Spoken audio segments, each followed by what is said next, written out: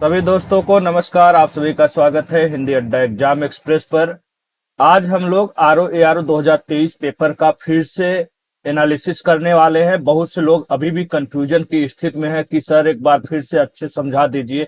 अरे भाई, मैंने बहुत ही अच्छे से समझाया है, बहुत ही विस्तार पूर्वक समझाया। उसको देखिए और अच्छे से समझिए, समय निकालिए थोड़ा सा।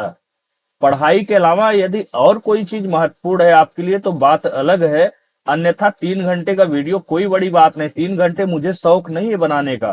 मैंने इसलिए बनाया है बहुत बकायदे और अच्छे से समय लेकर के, ताकि आपको मैं अच्छे से अच्छे तरीके से समझा सकूं और आपके दिमाग में बैठा सकूं। यही मेरा एक उद्देश्य था और कोई दूसरा उद्देश्य नहीं है। ठीक है। तो आज चलिए, जिसको कंफ्यूजन है, मैं फिर से एक थोड़ा कोशिश करते हैं कि कम समय का वीडियो बने और सारा साच भी मैं दे दूं। तो आपको मैं बता दे रहा हूं, अभी भी जो बहुत लोग कंफ्यूज हैं, बहुत लोग सोच रहे हैं कि अरे यार ये तो ऐसे ही बता दिए, चमक धमक दिखाए नहीं, टाइपिंग वगैरह करवाए नहीं। तो भाई देखो, ऐसा है कि अभी मेरा उद्देश्य सिर्फ इतना है कि आप उससे लाभ उठाइए। चमक धमक कोई काम नहीं देगा। एग्जामिनेशन हॉल में जब आप लिखने जाओगे तो जो आपकी राइटिंग है, चाहे चिरई की टांग जैसी हो, चाहे बहुत ही खूबसूरत हो, काम वही आना है, पेन और कागज ही। तो चमक धमक किसको दिखाना है? तो मैंने जहां से स्रोत पाया, फोटो खींचा, मेरे पास जैसा संसाधन अभी है उस हिसाब से मैंने दे दिया। बस मुख्य लक्ष्य पे फोकस करिए कि हमारा लक्ष्य क्या हो जाना चाहिए। और जो जो मैंने यूट्यूब इतिहास में तहलका मचाया है और जो चीजें मैं बता रहा हूँ ना, ये कोई आज तक नहीं बताया। सर्च कर लीजिए। हाँ, मेरे बाद अगर कोई बता रहा है तो जाहिर सी बात है वो मेरा कॉपी कर रहा है या तो नकल कर रहा है। ठीक है। लेकिन ये चीज सब कोई बताता नहीं। जो मैंने बता दिया है कि कम समय में कैसे बेहतरीन तरीके से तैयारी करके आप स्कोर एकदम हाई कर सकते हैं। मेरा स्कोर 155 है, क्यों है, और इसी के आसपास हमेशा रहता है। फिर से मार्कशीट आएगा, मैं दिखा दूंगा। यहाँ पे मैंने साच भी देखो लगा रखा है और इससे पहले भी कई वीडियो में मैं दे रखा हूँ। मैं कह रहा हूँ कम समय है आपके पास, कैसे बेहतर तैयारी करिए। आपको क्यों नहीं समझ में आ रहा है? बिल्कुल करके 154 155 हम हमसे भी ज्यादा जा सकते हैं, ये संभव है। हमने किया है तो आप क्यों नहीं कर सकते हो? ठीक है। इसी स्ट्रेटजी पे आप 2024 की तैयारी करिए समीक्षा अधिकारी की। और एक समीक्षा अधिकारी नहीं, ये पीसीएस के लिए भी समान रूप से महत्वपूर्ण है। आपको याद होना चाहिए कि पीसीएस का भी मैंने 102 प्रश्नों का साक्ष्य दिया है। कितने में? करंट को जोड़ा ही नहीं, 37 प्रश्न घटा दीजिए तो 113 प्रश्न बच रहा है। 113 में 102 प्रश्न का साक्ष्य बहुत बड़ी बात होती है यार। दो किताबों से, केवल केवल दो किताबों से, ओनली वन।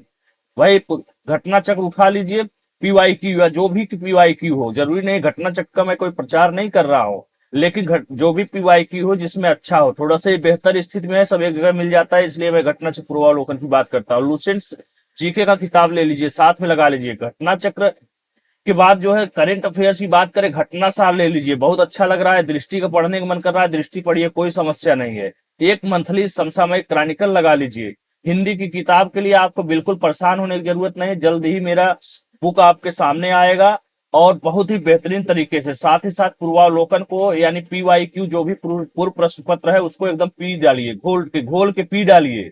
ठीक है, देखते हैं कैसे नहीं होता है। अब आप भटकेंगे भाई, भटकने का शौक है आपको तो 4-5 साल भटक लेंगे, फिर यहीं पे लौट के आएंगे तो वो आपका पसंद है, आपका रास्ता है। मैं उसमें कुछ नहीं कर सकता। मेरा काम है कि जैसे मैं इतने दिन तो भटका हूं, इतना अनुभव लिया हूं, अब मैं किसी को न भटकने दूं। इसलिए सही मार्गदर्शन देना मेरा उद्देश्य है।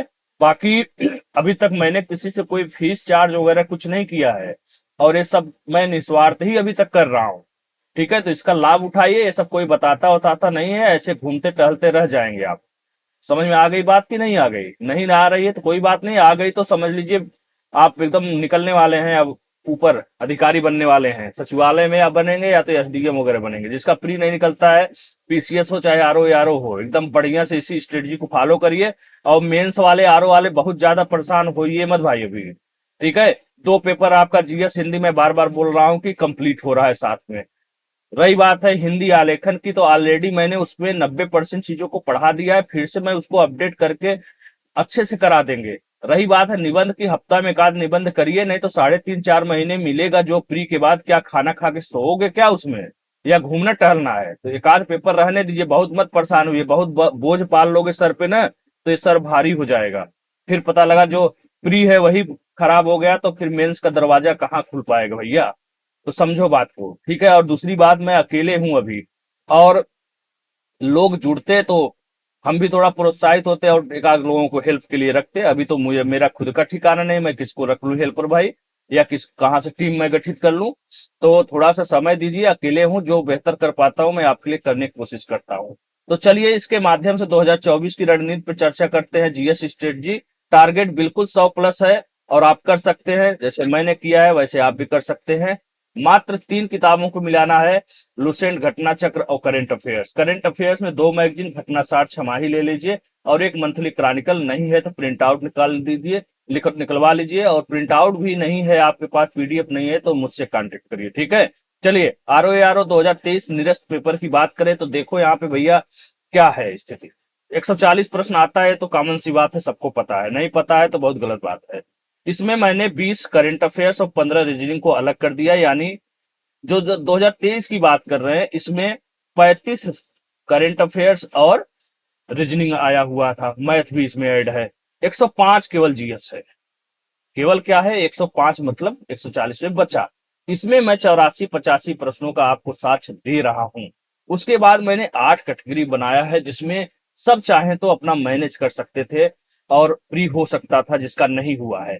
जैसे मान लो यार 85 को मैं, या 84 का या 83 को मैं जो साक्ष्य दे रहा हूँ, इसमें मैं ज्यादा नहीं कर रहा हूँ, इसमें 10-12 प्रश्न और घटा दो तो 75 अगर कर लेते, 15 करंट कर लेते। हालांकि 15-20 में कम है, थोड़ा सा और बढ़ाने की कोशिश करिए।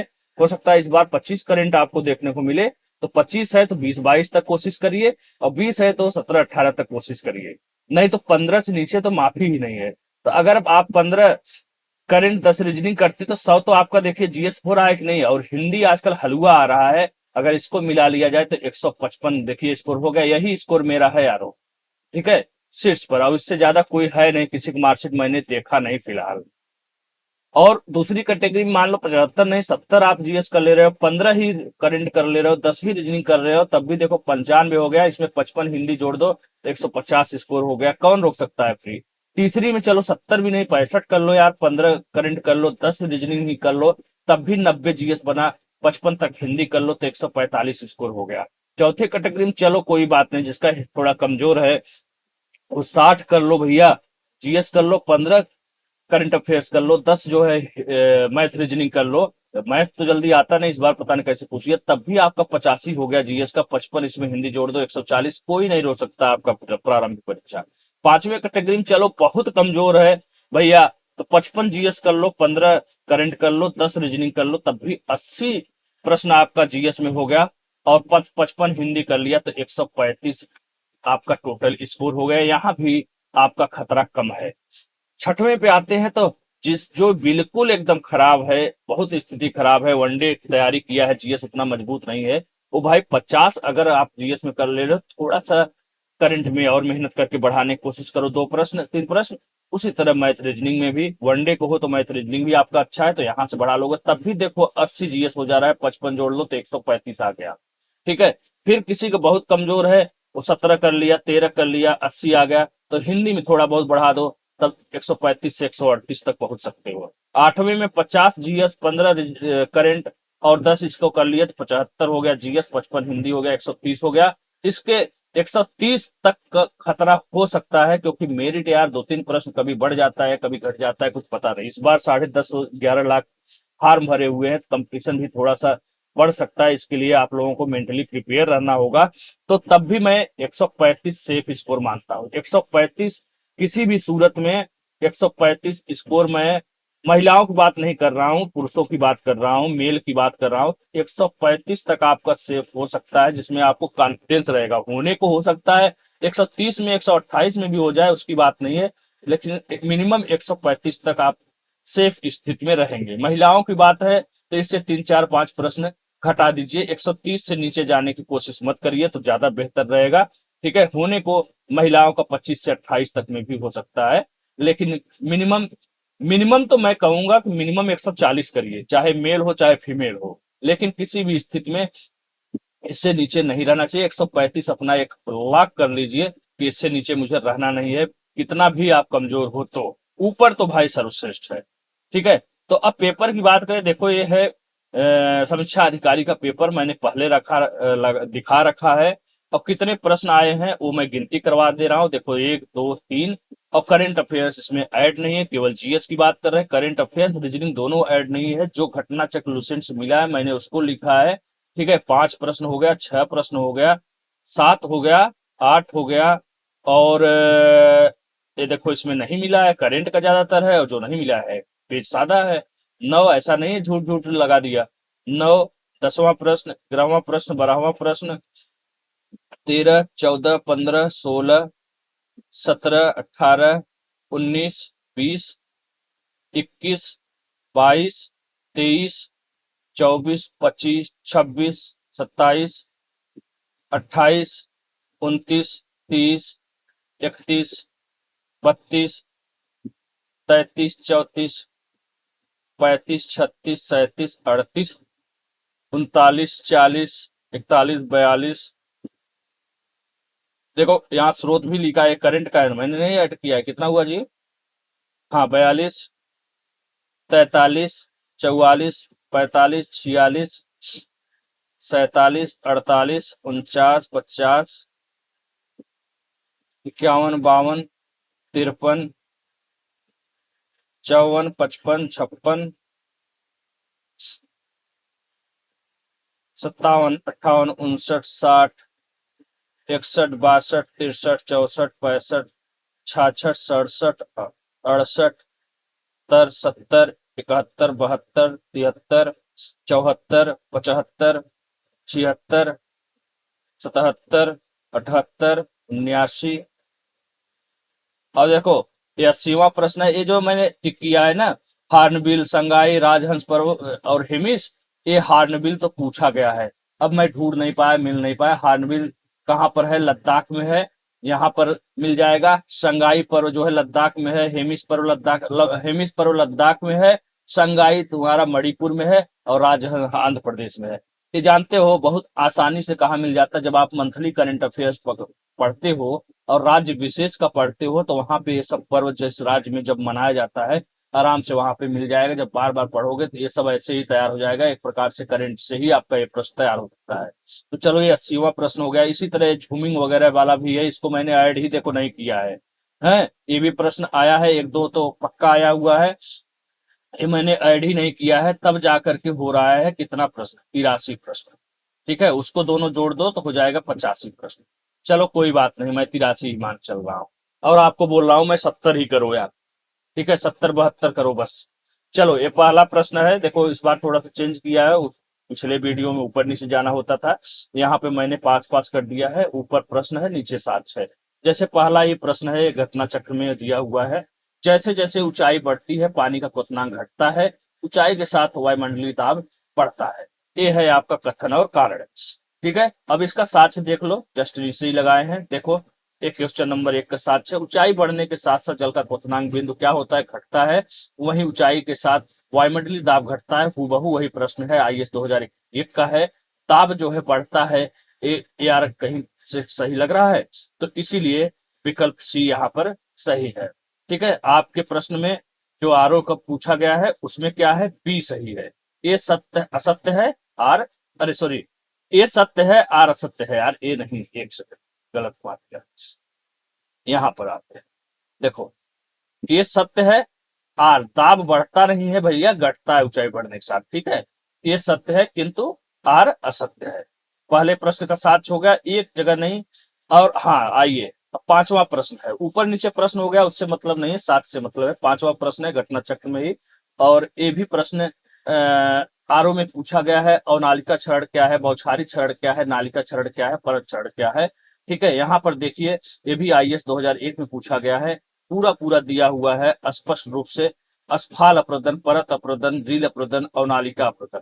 ठीक है, व्याख्या को पढ़ोगे तो पता चलेगा अस्फाल अप्रदन को ही जो है बौछार या बूदाघात अप्रदन के नाम से भी जाना जाना जाता है, जो आपके यहाँ पे देखिए बौछारी क्षरण दिया हुआ है। ठीक है, अवनालिका का नाम स्पष्ट रूप से दिया हुआ है यहाँ पर, सॉरी ऊपर अवनालिका अप्रदन ये सब दिया हुआ है। तो यहाँ पर देखिए आराम से आप अच्छे से पढ़े होते तो यहाँ से स्पष्ट रूप से कर सकते। ठीक है, लेकिन आप तो जो है बेमतलब भटक रहे हो।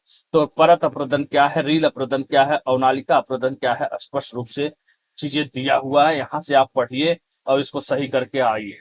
ठीक है, इस तरह से पढ़े। छठा प्रश्न की बात करें तो देखो महान्यायवादी के संदर्भ में पूछा गया है। ठीक है, महान्यायवादी के संबंधित प्रश्न आया है। पहला है वे प्रधानमंत्री की मर्जी तक बने रहते हैं। दूसरा, वे संसद के किसी के विशेषाधिकार के हकदार नहीं है। तो भाई प्रधानमंत्री कोई रोल ही नहीं है, राष्ट्रपति द्वारा नियुक्त होते हैं, संसद में विशेषाधिकार इनको मिला होता है। तो केवल दो सही है। इसका साक्ष्य आप लोग स्पष्ट रूप से यहाँ दे सकते हैं, लुसेंट का पेज है। ठीक है, राष्ट्रपति नियुक्त करता है, वह उसके प्रसाद पर्यंत पद धारण करता है। ठीक है, स्पष्ट रूप से साफ साफ दिया हुआ है। वह महान्यायवादी न तो संसद का सदस्य होता है न मंत्रिमंडल सदस्य होता है, लेकिन वह किसी भी सदन में अथवा समितियों में बोल सकता है किंतु मत नहीं दे सकता है। यानी मत नहीं दे सकता, बाकी तो अधिकार कुछ न कुछ मिले हुए हैं। ठीक है, और यहाँ पे देखिए घटना चक्र का पेज है, घटना चक्र पूर्वालोकन का है। प्रश्न इससे संबंधित एक नहीं कई बार पूछे गए हैं, सैकड़ों बार पूछे गए हैं। यहाँ पे स्पष्ट रूप से दिया जा रहा है राष्ट्रपति द्वारा नियुक्त है। योग्यताएं क्या होना चाहिए, सर्वोच्च न्यायालय के न्यायाधीश जैसा होना चाहिए, उसे किसी भी सदन का सदस्य होना चाहिए। अभी तो ऊपर ही पढ़ा कि हाँ सदस्य नहीं होता न तो मंत्रिमंडल सदस्य होता है। महाभियोग का प्रावधान इसके लिए नहीं है क्योंकि राष्ट्रपति द्वारा नियुक्त होता है, उसी के प्रसाद पद ग्रहण करता है और राष्ट्रपति ही उसको हटा देता है। ठीक है, राष्ट्रपति को पदच्युत करने का अधिकार है। ये सब पूरा बकायदे व्याख्या अगर पढ़ते अच्छे से तो सही करके आते कि नहीं करते, बताओ जवाब दो।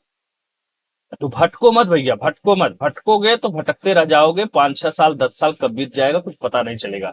ये यहाँ देखिए, यहाँ से पढ़ लीजिए तो अनुच्छेद 76 के अनुसार राष्ट्रपति उच्चतम न्यायालय का न्यायाधीश नियुक्त होने के लिए अर्हित किसी व्यक्ति को भारत का महान्यायवादी नियुक्त कर सकता है।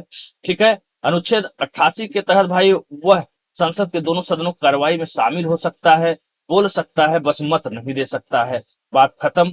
उसी तरह महाधिवक्ता है राज्य का। प्रश्न नंबर 19 के साक्ष्य की बात करें, देखो ये 19 आरओ में पूछा गया है प्रश्न। क्या है, भारत विश्व में जूट का सबसे बड़ा उत्पादक है। भारत का जूट उत्पादन पीली क्रांति से, अरे पीली क्रांति तिलहन में आता है, जूट में कहाँ से आता है, पहले ही अगर पढ़े होते तो काट देते। जूट का प्रथम उत्पादन है भारत विश्व में कि नहीं, पीत क्रांति आराम से देख लो, तिलहन से है। 20 बार पूछा हुआ है, साक्ष्य है, बार बार जब आप पढ़ते हो तो आपको याद हो जाता है कि पीली क्रांति किससे संबंधित है, तिलहन से संबंधित है, सरसों से, तोरई से, क्या तोरिया से संबंधित है। जूट उद्योग की बात करें लुसेंट से, देखिए भारत में विश्व में प्रथम स्थान पे है, साफ साफ दिया हुआ है। प्रश्न नंबर 11 देखो आज थोड़ा जल्दी है, मुझे गोरखपुर निकलना है, थोड़ा सा मुख्यमंत्री महोदय से मुझे मिलना है, इसलिए मैं थोड़ा फास्ट चल रहा हूँ, बस समझाने की कोशिश कर रहा हूँ कि चलो अब आपके हिसाब से मैंने जस्ट ऊपर प्रश्न किया है और नीचे उसका साक्ष्य दे दिया है, तो इसको समझने की कोशिश करिए। अच्छे से विस्तार पूर्वक समझना हो तो 3 घंटा 13 मिनट का वीडियो मैंने ऑलरेडी बना रखा है आरओ का, उसको आप लोग आराम से देखिए। और इस समय आपके लिए बहुत महत्वपूर्ण है, कहीं ट्रेन नहीं पकड़ना है, कहीं नहीं जाना, ट्रेन थोड़ी छूट रही, भागे जा रहे हो, फास्ट करके देख रहे हो, क्या जरूरत है यार। जितना जीवन का हिस्सा आपने इसको दिया है पढ़ाई लिखाई को, तो 3-4 घंटे में क्या फर्क पड़ता है। ठीक है, तो 11 नंबर प्रश्न में दिया है, दक्षिण अफ्रीका के संघर्षों ने महात्मा गांधी को राष्ट्रीय आंदोलन के नेतृत्व के लिए तैयार किया। दक्षिण अमेरिका में भारतीयों के जुझारूपन को देखकर गांधी जी को यह विश्वास हो गया था कि भारतीय जनता किसी उद्देश्य के लिए जुझारू संघर्ष बलिदान की तरह। इसमें यार न साक्ष्य देने की जरूरत है, न तो जो है आपको कठिन लगना चाहिए, इस कॉमन सेंस की बात है। आप सभी को पता है कि गांधी जी अफ्रीका गए थे और वहां पे उन्होंने संघर्ष किया था, नेतृत्व किया था विभिन्न प्रकार के आंदोलनों का, तो वहां पे भारतीयों ने उनका बाकायदे साथ दिया था। तो जाहिर सी बात है इसमें आंख बंद करके करना चाहिए, ये और आर दोनों सही है, आर एक ही सही व्याख्या करता है। फिर भी अगर आप हेल्प लेना चाहेंगे तो देखिए यहाँ से हो गया, घटना चक्र में दिया हुआ है, अगर आप पढ़ेंगे व्याख्या। दक्षिण अफ्रीका में गांधी जी के संघर्षों और उनकी सफलताओं ने भारत में अधिक लोकप्रिय बना दिया। तो लोकप्रिय बना दिया तो वहां पे साथ मिला, तो जाहिर सी बात है गांधी जी समझ गए कि हाँ भारतीय संघर्ष के लिए तैयार हैं, किसी भी वो हमारा साथ देंगे, इनके माध्यम से और सब चीजें भी की जा सकती। प्रश्न नंबर 22 की बात करें, सर्दी में के मौसम में भारत का अधिकांश भाग शुष्क रहता है। शीत ऋतु के दौरान देश के अधिकांश भाग उत्तर पूर्वी हवाओं के प्रभाव में रहते हैं। घटना चक्र में दिया हुआ है, ये घटना चक्र सिर्फ मैंने प्रूफ इसका दिया है, आरओ का ये आपका क्वेश्चन है 22 नंबर पर। ठीक है, यहाँ पर देखिए आराम से दिया हुआ है, उत्तर पूर्वी मैदानों में शीत ऋतु होने वाली वर्षा पश्चिमी विक्षोभ के कारण होती है। ये अतिरिक्त उष्ण कटिबंधीय गर्त होते हैं, कहाँ इनकी उत्पत्ति होती है, किसके लिए लाभदायक है, इतने अच्छे से व्याख्या दिया हुआ है कि आप इन सबको पढ़ के आराम से शरदकालीन वर्षा का क्षेत्र कौन सा है, ये सब चीजें किस कारण से कहाँ पे शरदकालीन वर्षा होती है, ठीक है, ये सब चीजें आपको बकायदे मिल जाएंगे।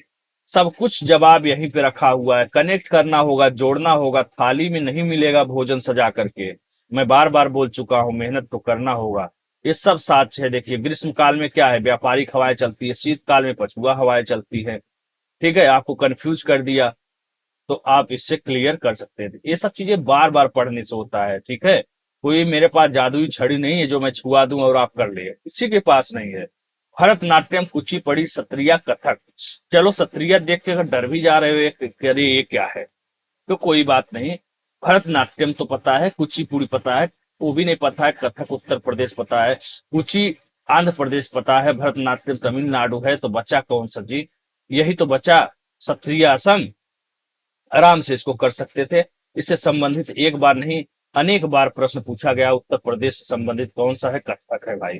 भरतनाट्यम कहाँ है? तमिलनाडु का है। कुचिपुड़ी कहाँ का है? शास्त्रीय नृत्य है। कहाँ का है? आंध्र प्रदेश। यहाँ पे केरल दिया था, गलत था, मैंने नोट कर दिया, और जगह सही दिया है। ऐसे ही बार बार मिला है, तो इस तरह से देखिए आप कनेक्ट कर सकते थे। देखिए यहाँ पे तो आपका कई उत्तर मिल गया, कुचिपुड़ी, कथक ये कहाँ पूछा है? R O main 2013, Uttarakhand PCS 2021 से पूछा गया। तीन जवाब तो यहीं से मिल गया जी आपको। ये बार बार जब पढ़ते हो ना, रटना थोड़ी नहीं, बार बार जब पढ़ते चले जाओगे ना, खुद ही दिमाग में बैठते चला जाता है यार। भरतनाट्यम तमिलनाडु, कथक उत्तर प्रदेश, कुचिपुड़ी आंध्र प्रदेश, मोहिनीअट्टम केरल, सत्रिया असम, ये सब बार बार पढ़ते पढ़ते जो है तैयार हो जाता है। कुचिपुड़ी, आंख बंद कर दिया, मार दिया, आंध्र प्रदेश है। कुचिपुड़ी तड़ाक से आंध्र प्रदेश, भरतनाट्यम तमिलनाडु, कथक उत्तर प्रदेश, उड़ीसा उड़ीसा। कई बार प्रश्न ये सब आते हैं, बार बार जब पढ़ोगे तो अपने आप तैयार हो। चरकुला नृत्य की बात करें, चारकुला या चरकुला, 24 नंबर प्रश्न। ये अवध क्षेत्र में होता है, किया जाने वाला नृत्य है। यह नृत्य में पर्दा ढके महिलाएं अपने सिर पर बड़े वस्तु गोलाकार लकड़ी के पिरामिडों को संतुलित करती है और कृष्ण के गीतों पर नृत्य करती है। जब कृष्ण भगवान आ गए तो कृष्ण भगवान अवध में कहाँ है जी? ये ब्रज के हैं। तो पहला तो ऐसे काट दिया, दूसरा सही है। ठीक है, उदाहरण देख लो। घटना चक्र में है, चरकुला एक घड़ा नृत्य है जो ब्रज भूमि का लोक नृत्य है। चरकुला नृत्य पर सिर पर रथ के पहिए, बड़े बड़े लकड़ी के गोलाकार वस्तु, यही तो दे रहा है जी। लकड़ी की पिरामिडों को संतुलित करती है वस्तु। गोलाकार लकड़ी, गोलाकार लकड़ी वही तो होता है रथ का पहिया है। इतना तो पकड़ना होगा। ठीक है, तो ये सब बकायदे दिया हुआ है। ब्रजमंडल का संबंध किससे है? चरकुला से है। ठीक है, इसे घड़ा नृत्य भी कहते हैं। दिया तो है, दिया तो है, इतनी बार सॉरी, ब्रज नहीं, ब्रज भूमिका है, अवध का नहीं। ठीक है, 33 नंबर प्रश्न। भारतीय संविधान छठी अनुसूची किन राज्यों को जनजातीय प्रशासन के बारे में घटना चक्र सब जगह दिया है। कई बार, एक बार नहीं अनेक बार प्रश्न पूछा गया है। यहाँ पे स्पष्ट रूप से देखो, लुसेंट का पेज है, असम, मेघालय, त्रिपुरा, मिजोरम के बारे में छठी अनुसूची में सूचना मिलती है, स्पष्ट रूप से दिया हुआ है। ठीक है, यहाँ पर भी दिया हुआ है। 5वीं सूची में क्या है? 6वीं अनुसूची में। बार बार यार असम, मेघालय, त्रिपुरा, मिजोरम सब पूछा हुआ है, क्यों नहीं देखते हो? ठीक है, लो, यहाँ प्रश्न के माध्यम से है, एक एक प्रश्न से करते तब भी पता चलता कि 6वीं में कौन है, 7वीं में कौन है। ऐसे बार बार पढ़ोगे तो पता चल जाएगा। ठीक है, जनजाति क्षेत्र क्या है? 6वां नहीं है, जनजाति क्षेत्र है।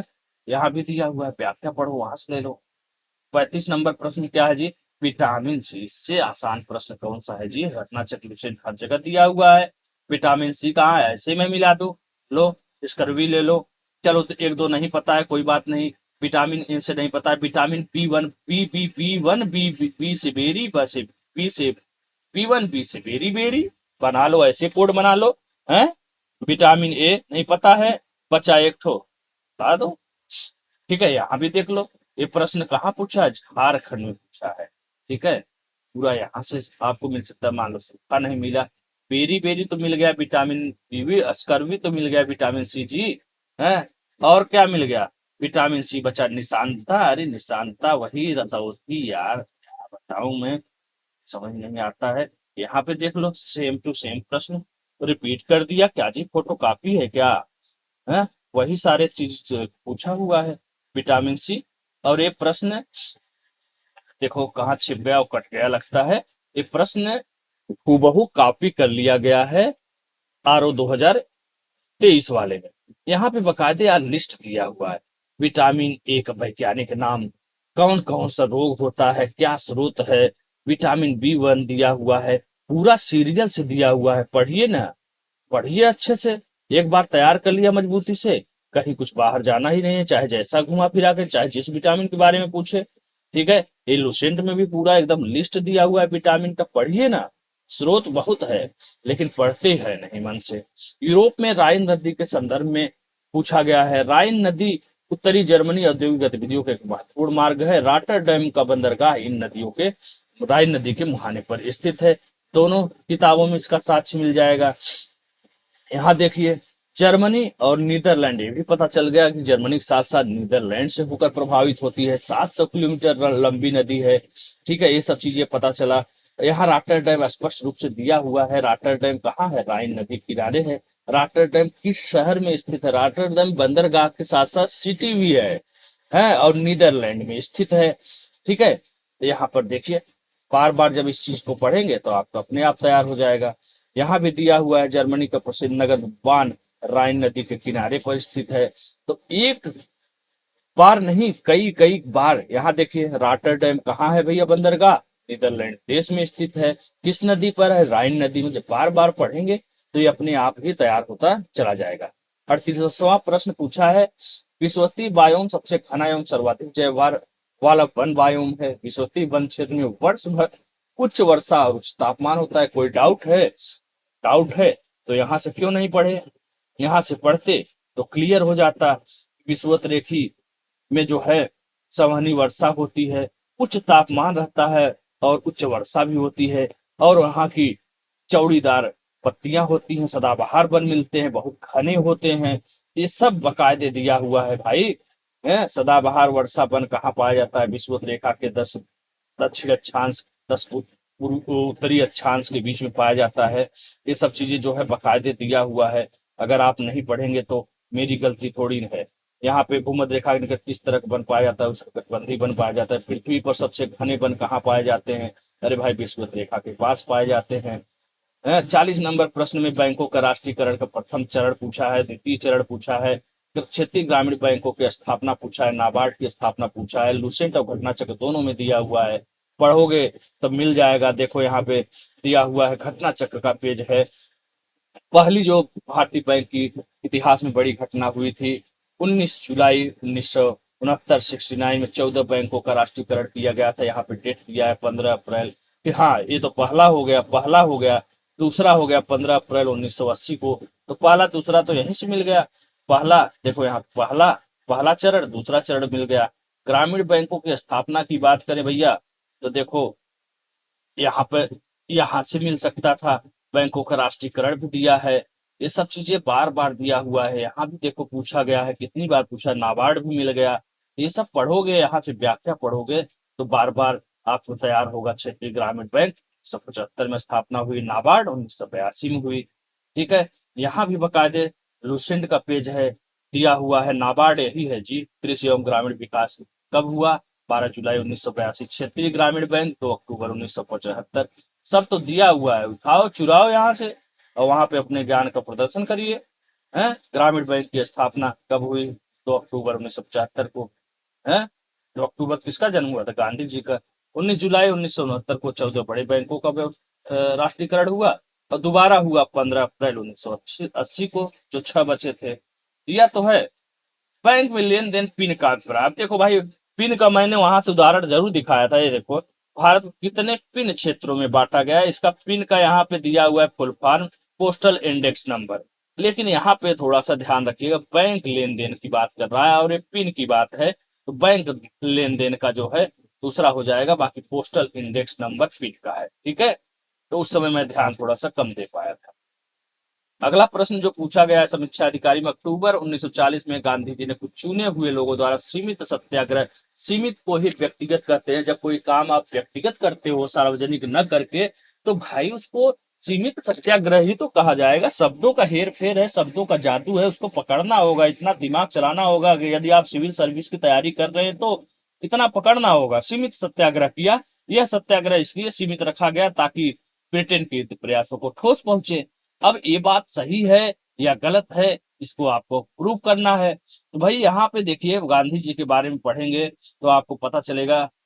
अगस्त प्रस्ताव को पूरी तरह अस्वीकार करते हुए कांग्रेस ने गांधी जी के नेतृत्व में व्यक्तिगत सत्याग्रह किया। किसको? अगस्त प्रस्ताव को अस्वीकार किया था, न कि द्वितीय विश्व युद्ध वाला मामला कोई था। द्वितीय विश्व युद्ध कर रहे हैं, हाँ क्या है, ब्रिटेन के युद्ध प्रयासों को ठोस पहुंचे। ठीक है, यहाँ पे दिया हुआ है किस लिए व्यक्तिगत सत्याग्रह किया गया। व्यक्तिगत सत्याग्रह की शुरुआत 17 अक्टूबर 1940 को विनोबा भावे प्रथम सत्याग्रही, जवाहरलाल नेहरू दूसरे सत्याग्रही थे। अब इससे ज्यादा क्या होगा?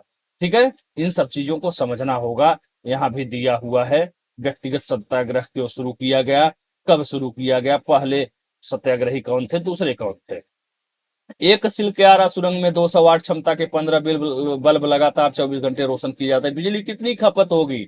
अरे भाई ये प्रश्न पूछा गया है, सिलक्यारा सुरंग करे, अटल सुरंग करे या जवाहर सुरंग पूछे। यहाँ पे देखिए पूछा गया है, यही प्रश्न है 2017 प्री एग्जाम में पूछा गया है। कितने यूनिट खर्च हुआ, इसका एक सूत्र है। यहाँ पे ऐसे ऐसे गुणा कर देंगे तो आपका 72 यूनिट आ जाएगा। ठीक है, यहाँ पे 100 वाट दिया हुआ है, यहाँ पे 200 वाट दिया हुआ है। तो 200 गुणे 15 गुणे 24 बटे 1000 बराबर 72 यूनिट आ गया। मैथ रीजनिंग इतना हमारा कमजोर है, फिर भी मैंने कर लिया, तो आप क्यों नहीं कर सकते हो? बरौनी कहाँ है, बोंगाई गांव कहाँ है, बीना कहाँ है, ये सब बताना है। तो बरौनी बस से बिहार हो गया, बोंगाई गांव असम है। यार पहली बार यहाँ पे पेट्रोल कुआं खोदा गया था। बीना सब जानते हैं मध्य प्रदेश में, कोयली गुजरात में है।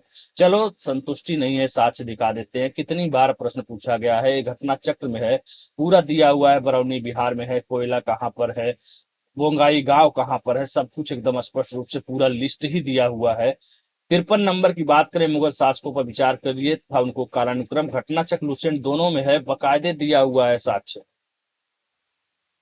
आइए, मुगल शासकों का कालानुक्रम देखिए, स्पष्ट रूप से ये प्रश्न कई बार आया है, घटना चक्र में भी दिया हुआ है। यहाँ पर देख सकते हैं कि बहादुर शाह प्रथम, जो कि औरंगजेब की मृत्यु के बाद उसका सबसे बड़ा पुत्र था, शासक बना था। ठीक है, बहादुर शाह के बाद देखिए स्पष्ट रूप से जहांदर शाह का समय दिखा रहा है। जहांदर शाह के बाद जो है देखिए फर्रुखसियर का दिखा रहा है। फर्रुखसियर के बाद जो है मोहम्मद शाह रंगीला का दिखा रहा है। और यहाँ जब आप आते हैं लुसेंट में, लुसेंट से आप पढ़ते हैं तो एक व्यवस्थित क्रम में उत्तरकालीन मुगल शासकों का पूरा ब्यौरा दिया हुआ है। अगर आप यहाँ से अच्छे से पढ़ते तो आपका ये तैयार हो जाता है। और यहाँ से अक्सर प्रश्न पूछे जाते हैं, इसलिए इसको हमेशा तैयार रखा करिए। भारतीय संविधान प्रस्तावना में उल्लिखित शब्द कौन कौन सा है? तो यहाँ पर देखिए ये प्रश्न आपके आरओ में पूछा गया है और घटना चक्र लुसेंट दोनों में दिया हुआ है इसका साक्ष्य। यहाँ पर देखिए ये लुसेंट का पेज है, बाकायदे दिया हुआ है कि प्रस्तावना में क्या क्या है। संपूर्ण बहुत संपन्न समाजवादी पंथ निरपेक्ष लोकतंत्र गणराज्य बनाने की बात कही गई है। वही आप आते हैं घटना चक्र में, देखिए इससे संबंधित प्रश्न आया है। भले ही यहाँ पे स्टार बना हुआ है, कुछ शब्दों का यहाँ पे मिसप्रिंट हुआ है पेपर में, तो इसको सुधारते हुए अगर व्याख्या में देखेंगे, सार्वभौम सत्ता संपन्न समाजवादी पंथ निरपेक्ष लोकतंत्र गणराज्य रखा है। और यहाँ पे नोट में दे रहा है कि ध्यान रखने योग्य है कि ये जो शब्द है इसमें जनवादी शब्द हमारे संविधान प्रस्तावना में नहीं है। ये पता नहीं कहाँ से आ गया, जबकि ये चीन है। ठीक है, तो ये मिसप्रिंट हो गया, कोई बात नहीं, उसको व्याख्या में सुधार दिया गया है। उत्तर प्रदेश से संबंधित प्रश्न है कि उत्तर प्रदेश को 9 आर्थिक क्षेत्रों में बांटा गया है। उत्तर प्रदेश को कृषि जलवायु क्षेत्रों में कितने बांटा गया है? तो ये प्रश्न भी एक बार नहीं अनेकों बार आ चुका है। यहाँ पर आप देख सकते हैं उत्तर प्रदेश जलवायु में बांटा गया, स्पष्ट रूप से दे रहा है कृषि क्षेत्रों को 9 क्षेत्रों में बांटा गया है।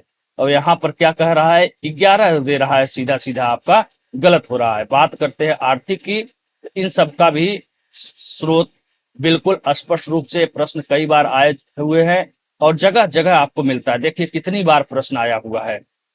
आरओ एग्जाम 2016 में ही पूछा गया है कितने क्षेत्रों में बांटा गया है उत्तर प्रदेश को कृषि के मामले में। यहाँ देखिए बार बार ये प्रश्न पूछा गया है, एक बार नहीं अनेक बार। जब आप ये सब पढ़ते हैं तो आपका ऐसे ही तैयार हो जाता है। आर्थिक क्षेत्र वाला भी अभी आगे दिखाएंगे। ये प्रश्न है 59 नंबर, मुरादाबाद तांबे के काम के लिए प्रसिद्ध है और उसके दुनिया भर में हस्तशिल्प उद्योग को में अपनी एक अलग पहचान बनाई है। मुरादाबाद आर्थिक विशेष क्षेत्र उत्तर भारत में उत्तर प्रदेश द्वारा पहला विकसित सेज है। तो तांबा नहीं भैया, मुरादाबाद है पीतल नगरी।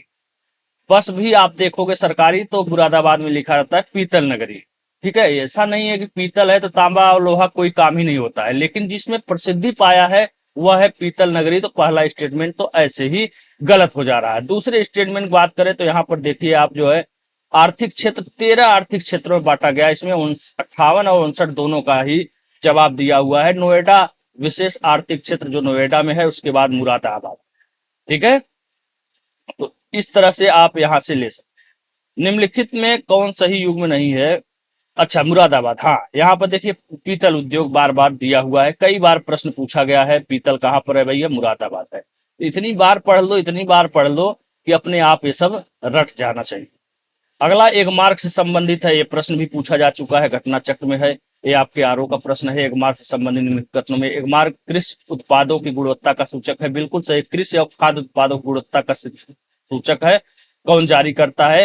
ये सब देखिए आराम से लिखा हुआ है। एक मार्ग केंद्र सरकार द्वारा प्रायोजित उत्पाद ग्रेडिंग एवं मार्केटिंग अधिनियम 1937 के तहत कृषि और खाद्य खाद्य यहाँ पर लिखा हुआ है, घट गया है, उद्योगों के ग्रेडिंग और मानकीकरण को प्रोत्साहित करता है। ठीक है, यहाँ पर देखिए भारत सरकार के विपणन तथा निरीक्षण निदेशालय द्वारा निर्धारित मानकों पर खरे उतरने पर कृषि उत्पाद अधिनियम इतना के तहत जो है दिया जाता है। एक मार्क क्या है? गुणवत्ता गारंटी मोहर है। एक बार पूछा है, कई बार प्रश्न पूछा हुआ है। ये सब साक्ष्य आपके सामने उपस्थित है। बहुत ज्यादा भटकने की जरूरत नहीं है, बस ध्यान लगा के मनन करते हुए पढ़ने की जरूरत है। पहले अपने कंफ्यूजन को दूर करिए। कुछ लोग तो जीवन में इतने कंफ्यूज रहते हैं, उनको करना क्या चाहिए, क्या नहीं करना चाहिए, क्या सही है, क्या गलत है, यही नहीं पहचान पाते हैं। जैसे मैं अपने यूट्यूब या टेलीग्राम चैनल पर ही देखता हूँ, कुछ लोग जुड़ते हैं, छोड़ते हैं, जुड़ते हैं, छोड़ते हैं। तो यार जुड़ ही क्यों रहे हो? एक बार अच्छे से सोच लो कि क्या हम सही प्लेटफॉर्म पे जुड़ रहे हैं। हमारी प्लेटफॉर्म हो, हमारा हो, चाहे किसी का हो, एक बार सोच लो, समझ लो। चलो पता लगा यूट्यूब सब्सक्राइब कर लिए, सब्सक्राइब कर लिए, क्या सोच के तुमने सब्सक्राइब किया, क्या समझ करके छोड़ा? मुझे ऐसे लोगों से बड़ी एलर्जी है। मुझे समझ नहीं आता कि ये लोग जीवन में क्या करना चाहते हैं। जब अपना डिसीजन मेकिंग में इतने कंफ्यूजन हो यार, तो पढ़ने में कितने कंफ्यूज हो गए, ये मैं समझ सकता हूँ। ठीक है, एक बार चैनल को सब्सक्राइब कर लिया, फिर चैनल को छोड़ रहे हो। हालांकि ऐसे लोगों की मुझे जरूरत भी नहीं है, जो पढ़ने लिखने वाले हैं, समझदार हैं, जो चीजों को समझते हैं, वो आते हैं और वो जुड़े रहते हैं। जहां भी उनको अच्छी चीज मिलती है, उनको समझ में आ जाती है पहली बार में ही। लेकिन ये कंफ्यूजन वाले जीव से मुझे बड़ी एलर्जी है। पहले ऐसे लोग, हालांकि मुझे एलर्जी का मतलब ये नहीं है मैं आपसे नफरत करता हूं, मैं आपको अभी भी सही रास्ते पर लाने का प्रयास करता हूं कि सही और गलत चीजों की पहचान करने की कोशिश करिए। क्या आपके लिए हितैषी है, क्या जो है नुकसानदायक है। इसमें अंतर जिस दिन करना समझ जाएंगे, उस दिन आप सफलता के मार्ग पर अग्रसर हो जाएंगे। तो चलिए प्रश्न नंबर 43 जो समीक्षा अधिकारी ने पूछा गया है, घटना चक्र में इसका साक्ष्य है। भारत में लवड़ी मिट्टी फसलों की खेती के लिए उपयुक्त नहीं है। लवड़ी मिट्टी में नमक की मात्रा अधिक होती है, जिसका मुख्य कारण शुष्क जलवायु और खराब जल निकासी है। बिल्कुल सही बात है, शुष्क जलवायु और खराब निकासी के कारण मिट्टी नमक जम जाती है और वो कृषि के लिए उपयोगी नहीं रह जाती है। इसके साक्ष्य की बात करें, स्पष्ट रूप से घटना चक्र का एक फोटो है, हाँ पेज है, उसका फोटो है। अधिक अम्लीय और अधिक क्षारी दोनों ही मिट्टियां फसलों के लिए उपयुक्त नहीं होती हैं, एकदम क्लियर। चाहे अधिक अम्लीय हो, अधिक क्षारी हो या फिर तेजाबी हो, ये फसल के लिए लाभदायक नहीं होती हैं। ठीक है, और रही बात है इन तेजाबी मिट्टियों को कृषि योग्य बनाने के लिए सामान्यतः चूने का प्रयोग किया था, ये सब तो दिया है। और इस मिट्टी की उत्पत्ति कैसे होती है, वही आपके दूसरे विकल्प में कह रहा था कि शुष्क अर्ध शुष्क भागों में जल तल के ऊंचा नीचे होने के कारण, ऊंचा नीचा होगा जल और तल, तभी तो जल की निकासी नहीं हो पाएगी। एवं जल प्रवाह यानी वही जल निकासी नहीं होती है, दोषपूर्ण होती है, जिसके कारण जो है ऐसी मिट्टी का निर्माण होता है। मिट्टी में क्षारीयता को बदलने के लिए जिप्सम, ये सब चीजें जो है यूज किया जाता है, तब जाकर के खत्म होती है। ठीक है, तो ये सब चीजें स्पष्ट रूप से आपको देखने को मिल गया है। प्रश्न मिलाइए, देखिए अभी मैंने बताया कि मुझे निकलना है कहीं, इसलिए थोड़ा फास्ट बना रहा हूं।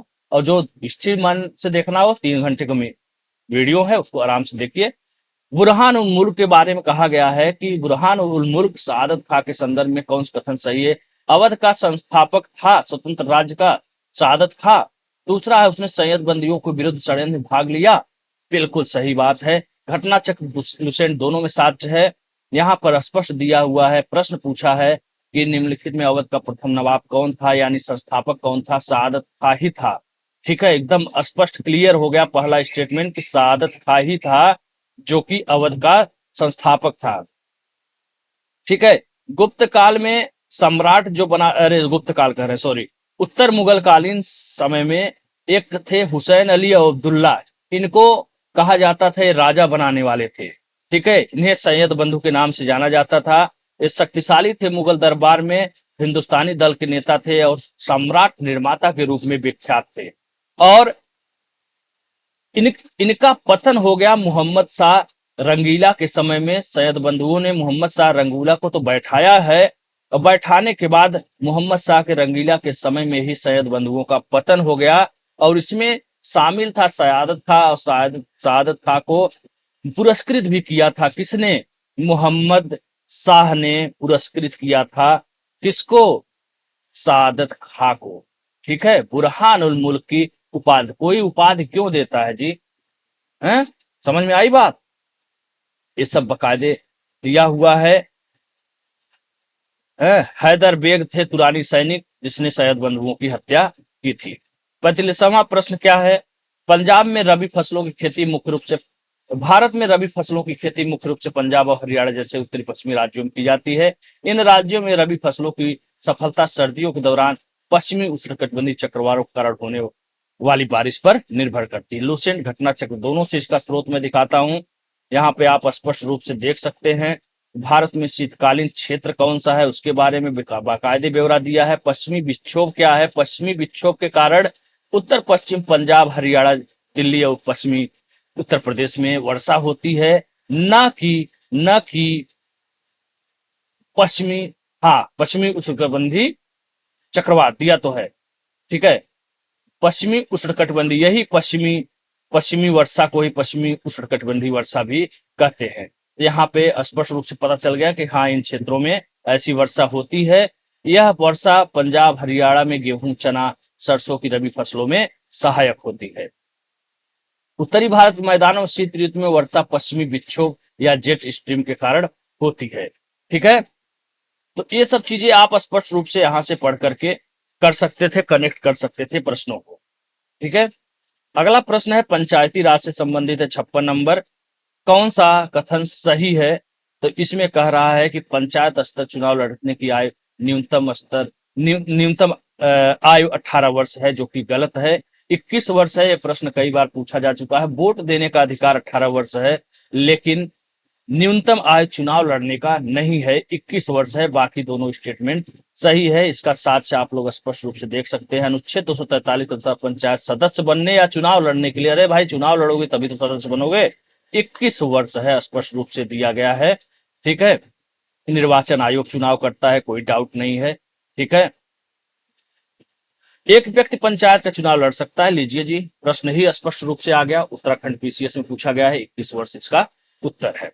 ठीक है, यहाँ पर भी जनता द्वारा पंचायत समिति के सदस्य प्रत्यक्ष रूप से चुने जाते हैं, कोई डाउट नहीं है। ठीक है, ये सब चीजें।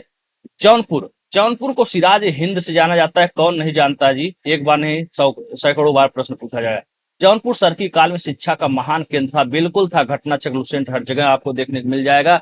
यहाँ तक कि शेरशाह सूरी जौनपुर से ही पढ़ा लिखा था। अटाला मस्जिद और शाही पुल, ये सब बहुत प्रसिद्ध है जौनपुर के, और शिक्षा के मामले में भी बहुत प्रसिद्ध है। सरकी शैली, सरकी वंश से ही वहां पर सरकी शैली विकसित हुई थी, और सिराज हिंद उपाधि धारण किया था खुद वहां के इब्राहिम शाह सरकी ने, जो कि वहां का महान शासक था जौनपुर का। और भारत में जौनपुर भारत का सिराज के नाम से प्रसिद्ध हुआ। तो भारत का सिराज कौन है? जौनपुर। पीसीएस 2005 मेंस में पूछा गया है। ठीक है, एक बार नहीं कई बार पूछा गया है। अगला प्रश्न क्या है जी? रॉकेट सिद्धांत किस सिद्धांत पर काम करता है? तो बर्नौली करता है, ऊर्जा पे, गति पे, और दो इसका उदाहरण घटना चक्र में देख लीजिए। यहाँ पर दिया है रॉकेट नोदन न्यूटन की गति के नियम पर काम करता है। तो भाई गति का संरक्षण यहाँ पे दिया हुआ है, थोड़ा सा भाषाओं का हेर फेर है, हिंदी है, यहाँ पे राकेट नोदन है, और वहां पर क्या है, राकेट की सिद्धांत काम करता है। इतना सब कुछ समझना होगा। पंजाब के विलय के बारे में 29 मार्च को गवर्नर जनरल की ओर से घोषणा हुई, पंजाब समाप्त हो गया। महाराजा दलीप सिंह को सभी प्रदेश भारतीय ब्रिटिश साम्राज्य का हिस्सा बन गए। दलीप सिंह को 2,50,000 रुपए वार्षिक पेंशन दी गई। उपरोक्त में से कोई नहीं, इनमें से आपको चयन करना है। आप देख सकते हैं डेट सहित दिया हुआ है यहाँ पे कि कब जो है समझौता हुआ महाराजा दलीप सिंह के साथ। ठीक है, 29 मार्च 1949। 29 मार्च 1949 कहाँ गया डेट जी, तो याद देखिए 29 मार्च 1949 को घोषणा द्वारा संपूर्ण राज्य का पंजाब राज्य का अंग्रेजी राज में विलय हो गया। महाराजा दलीप सिंह को 50,000 पाउंड की वार्षिक पेंशन दी गई और उसे शिक्षा प्राप्त करने के लिए इंग्लैंड भेज दिया गया। यहाँ पर भी देखिए पूरा ब्यौरा दिया हुआ है बकायदे, इसको आप लोग पढ़ करके उत्तर करें। रूस के कुजबास क्षेत्र की बात करें, कोयला और लौह इसका महत्वपूर्ण समृद्ध क्षेत्र है। नोवसिबिर्स्क इस क्षेत्र का महत्वपूर्ण औद्योगिक क्षेत्र है। सही है या गलत है, घटना चक्र में चलिए प्रूव करते हैं। यहाँ से आप देख सकते हैं स्पष्ट रूप से कुजन कुजन कुजनेट्स्क बेसिन या कुजबास, जिसे कुजबास भी कहते हैं, पक्का हो गया है कि रूस में ये स्थित है और विश्व का प्रमुख कोयला क्षेत्र भी है।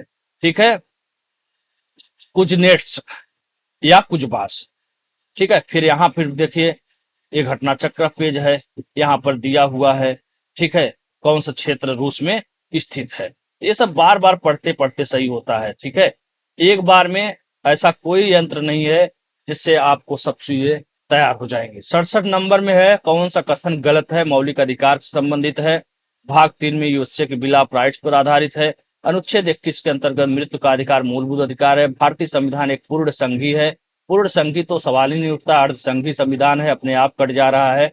भारतीय संविधान के अनुसार मूलभूत अधिकारों को हटाया जा सकता है, ऐसा है या नहीं है, इससे संबंधित इतनी बार प्रश्न पूछे गए हैं कि आप इसको पढ़ पढ़ के, बहुत ही सरल प्रश्न है, बड़ा प्रश्न देख के घबराने की जरूरत नहीं है। मौलिक अधिकार के बारे में पूरा व्यवस्थित दिया हुआ है, कहाँ से लिया गया है, किस भाग में है, क्या इसके बारे में और सब चीजें हैं, सारा ब्यौरा स्पष्ट रूप से दिया हुआ है। भारतीय संघवाद को सहकारी संघवाद कौन कहा, जी ऑस्टिन ने क्या कहा, केसी व्हीलर ने क्या कहा कि भारतीय संविधान अर्धसंघी है, भारत अर्धसंघात्मक है, किसने कहा, ये पूछा गया है स्पष्ट रूप से आप देख सकते हैं। और जगह जगह दिया हुआ है कि भारतीय संविधान पूर्ण संघी संविधान नहीं है, क्योंकि उसमें भारत और राज्यों दोनों का संविधान शामिल है। ठीक है, और रही बात है कब कौन सा अनुच्छेद हटाया जा सकता है, राष्ट्रीय आपातकाल से लेकर के किसी भी स्थिति में सब कुछ बहुत अच्छे से दिया है जी, बस पढ़िए और इसको जो है लागू करिए अपने प्रश्न में। ठीक है, अरे भाई फांसी से विलंब के विरुद्ध अधिकार, फांसी ही मिलेगी तभी तो मृत्यु होगी, ये मूल अधिकार में शामिल है। अनुच्छेद 21 के तहत एकदम स्पष्ट है, कोई डाउट नहीं है। ठीक है, पूरा दिया हुआ है यार, सब कुछ दिया है स्पष्ट रूप से मूल अधिकार के बारे में। प्रश्न नंबर 69 देखिए, भारत संविधान संघ की कार्यपालिका शक्ति भारत के राष्ट्रपति में निहित है। भारत का राष्ट्रपति राज्य का संवैधानिक प्रमुख होता है। लुसेंट घटनासार दोनों से इसका प्रूफ दिखा देते हैं, कोई डाउट नहीं होना चाहिए इसमें। ये प्रश्न बहुत ही सरल होता है यार। भारत का राष्ट्रपति देश का प्रथम नागरिक होता है, कोई डाउट नहीं। अनुच्छेद 53 तहत संघ की कार्यपालिका शक्ति राष्ट्रपति में निहित होती है, जो अपने अधिकारियों के माध्यम से वो प्रयोग करता है। ठीक है, प्रश्न भी पूछा हुआ है, कई बार इससे संबंधित प्रश्न आता है। संघीय कार्यपालिका का मुखिया राष्ट्रपति होता है, राष्ट्रपति शक्तियों की सीमा कोई नहीं है। ये सब चीजें करके घुमा फिरा करके इससे कई तरह के प्रश्न आते हैं। राष्ट्रपति देश का संवैधानिक प्रमुख होता है, भारत का प्रथम नागरिक कहलाता है, इसमें कोई डाउट नहीं होना चाहिए। सब कुछ देखिए कितना साफ साफ लिखा हुआ है, लेकिन आप लोग कनेक्ट ही नहीं कर पाते हैं। आपको चाहिए बस थाली में सजा के दे दो भैया खाना, हम चुपचाप खा लें, हमको कुछ मेहनत न करना पड़े, तो ऐसा नहीं होता, दुर्भाग्य से ऐसा नहीं होता है। अगर आप अकेले हैं तो आपको सारा इंतजाम खुद करना पड़ेगा, पढ़ाई भी अकेले की जाती है तो मेहनत भी अकेले। राजस्थान चूना पत्थर जिप्सम नमक जस्ता के भंडार के लिए प्रसिद्ध है, बच्चों वाला प्रश्न है, बहुत बार आप लोग पढ़े होंगे। ठीक है, इसका साक्ष्य देखिए, यहाँ पे जस्ता में राजस्थान उत्पादन में प्रथम है, सीसा में भी राजस्थान है, नमक भी पर्याप्त मात्रा में होता है। ठीक है, जिप्सम कौन है भाई? राजस्थान है। बार बार जब पढ़ते हैं तो आपका ये चीज तैयार होता चला जाता है। 73 में भी देखिए सीसा दिया हुआ, डिडवाना। डिडवाना कहाँ है? अच्छा ये तो हाँ, बेल्लारी, सीसा। तो यहाँ पे आप देखिए ना, लवड़ दिया हुआ है। इसमें दो तीन नाम तो राजस्थान का ही है। सीसा जावर क्षेत्र राजस्थान, लवड़ डिडवाना राजस्थान। और यहाँ पे दो अलग नाम है। तो सीसा लवड़ का पता चला कि नहीं चला? राजस्थान। चलिए, 77 नंबर का प्रश्न है कि ये दर्शनीय स्थल है उत्तर प्रदेश का, कौन सा सही सुमेलित है? इसमें दिया हुआ है। अरे समस्तपुर रायबरेली में है, पता नहीं है तो पता करना होगा। देवी पाटन मंदिर कहाँ पर है? चीनी मंदिर महोबा में है कि नहीं है? अगर आप लोकल पढ़े हैं यूपी स्पेशल तो आपको बहुत सी चीजें मिल जाती है, स्पष्ट रूप से साफ साफ मिल जाती हैं कि कौन चीजें कहाँ है। देख रहे हैं ना, पूरा एकदम लिस्ट दिया हुआ है कि समसपुर कहाँ पर है, रायबरेली में है। इस तरह से छिटके हुए आपको हर चीज जगह जगह देखने को मिल जाता है। ठीक है। देवी पाटन मंदिर कहाँ पर लगता है? पटेश्वर मेला कहाँ है? ददरी मेला कहाँ है? इससे संबंधित इतने प्रश्न पूछे जा चुके हैं कि आप पढ़ते पढ़ते इसको तैयार कर सकते हैं। देवी पाटन मंदिर का देखिए जिक्र है, बहुत बार ये सब प्रश्न पूछे गए हैं। निम्नलिखित में कौन सा एक बोर्ड या मुख्यालय सुमेलित नहीं है? अरे यार, ये प्रश्न इतनी बार पूछा गया है, यहाँ यहाँ इतना साक्ष्य है कि हर जगह है। दो दो तीन तीन जगह आपको मिल जाता है व्यवस्थित पूरा। देखिए, काफी बोर्ड, रबड़ बोर्ड, चाय बोर्ड, तंबाकू बोर्ड दिया हुआ है, मुख्यालय दिया हुआ है। ठीक है। और ये देखिए, ये घटना चक्र का पेज है, पूरा दिया हुआ है। क्या चाहिए? एकदम छाप करके दे दिया है। पढ़ोगे नहीं तो आपकी गलती है। 72वां प्रश्न, बढ़ती आबादी का पेट भरने के लिए भारतीय कृषि में महत्वपूर्ण तकनीकी और संस्थागत सुधारों की आवश्यकता है। क्या आपको पता नहीं है कि इसकी आवश्यकता है? पूर्वी उत्तर प्रदेश तो बहुत ही पिछड़ा है टेक्निकल के मामले में, टेक्नोलॉजी के मामले में, कृषि क्षेत्र में, जबकि पश्चिमी उत्तर प्रदेश में थोड़ा बहुत है भी अच्छा स्थिति, लेकिन पूर्वी उत्तर प्रदेश में तो बहुत खराब है। इसी तरह बुंदेलखंड क्षेत्र में बहुत खराब है। भारत के कई हिस्सों में बड़ी संख्या में किसान अभी भी कृषि के लिए मानसूनी वर्षा और मिट्टी पर निर्भर करते हैं। कोई डाउट? बिल्कुल सही बात है। लुसेंट से लेकर के हर जगह आपको मिल जाएगा। ठीक है। कितनी आबादी? आज भी आबादी 55% जो है कृषि पर टिकी हुई है। यहाँ पे 48.9% भाग आजीविका के लिए कृषि पर निर्भर है। ठीक है। देश का 55% कृषि क्षेत्र वर्षा पर निर्भर है। सब कुछ तो दे रखा है जी, ये सब पढ़ करके अपने आप कर सकते थे। अफ्रीका में विक्टोरिया जलप्रपात जाम्बिया और मोजाम्बिक की सीमा पर अवस्थित है। जाम्बेजी नदी पर स्थित है कि नहीं है? ये सब चीजें एकदम स्पष्ट रूप से देखिए यहाँ पर लिखा हुआ है। ये सब मेहनत करना पड़ेगा, पढ़ना पड़ेगा। ठीक है। ये क्या है? प्रश्न है, राजधानी शहर है, देश है, इसको मिलाना है कौन किससे मिल रहा है। इसका साक्ष्य, घटना चक्र, लुसेंट दोनों में देखने को मिलेगा। यहाँ पर देखिए, Rwanda, Kigali, Sudan, Khartoum, Uganda, Kampala, चारों का चारों आपका स्टेटमेंट पूरा छपा हुआ लुसेंट में दिया हुआ है। इसको पढ़ना पड़ेगा, मेहनत करना पड़ेगा। ठीक है। यहाँ पर भी घटना चक्र में भी दिया हुआ है बस बकायदे। पश्चिमी घाट में कौन सा दर्रा किधर से किधर अवस्थित है? स्पष्ट रूप से पाल घाट केरल में है, तो एकदम स्पष्ट हो गया, पाल घाट केरल में है। फाल घाट पहले है कि भोर घाट है? ये सब चीजें जो है आपको पता चल जाएंगी यहाँ से। देखिए, यहाँ पे बकायदे दिया हुआ है, खाल घाट कितना है, मीटर है, कहाँ से कहाँ है, फिर भोर घाट है, फिर पाल घाट है, कोयम्बटूर कोचीन है। ये सब बकायदे दिया हुआ है, स्पष्ट रूप से दिया हुआ है जी। ये दर्रा और सब दिया हुआ है। थाल घाट, पाल घाट कहाँ है? थाल घाट, भोर घाट महाराष्ट्र में है, पाल घाट केरल में है। ठीक है। ये सब दिया हुआ है। जनगणना इतना अच्छा नोट्स बनाया है, टेलीग्राम पे आइए, जुड़िए, है ना। आपको तो केवल सूचना चाहिए, मजा कौन वैकेंसी कहाँ आ रही है, कितना आकर्षक फोटो चाहिए, फोटो मिल रहा है, कितना रील देखने को मिल रहा है, टाइम पास करने वाली चीजें चाहिए तो बात अलग है।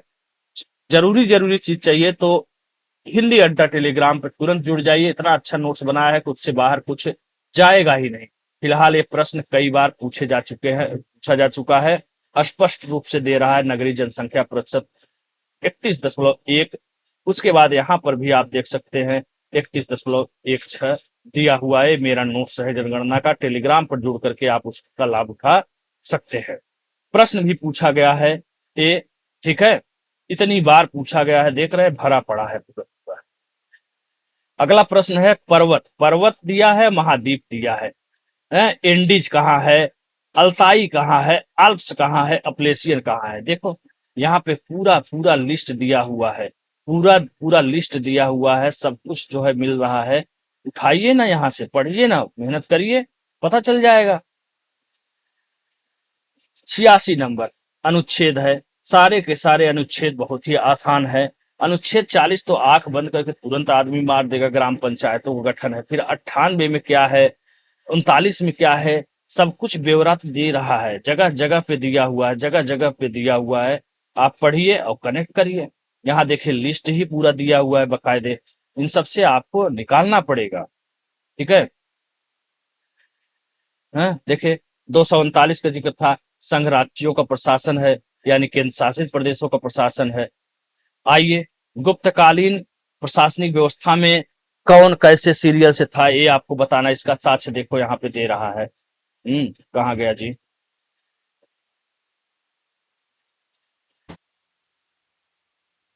प्रशासन की सबसे छोटी इकाई ग्राम थी, ग्राम थी। एक देखो विषय है, हैं? सबसे बड़ी इकाई क्या थी, देश थी। दूसरी प्रशासनिक इकाई भुक्त थी, भुक्त के बाद विषय, विषय के बाद ग्राम।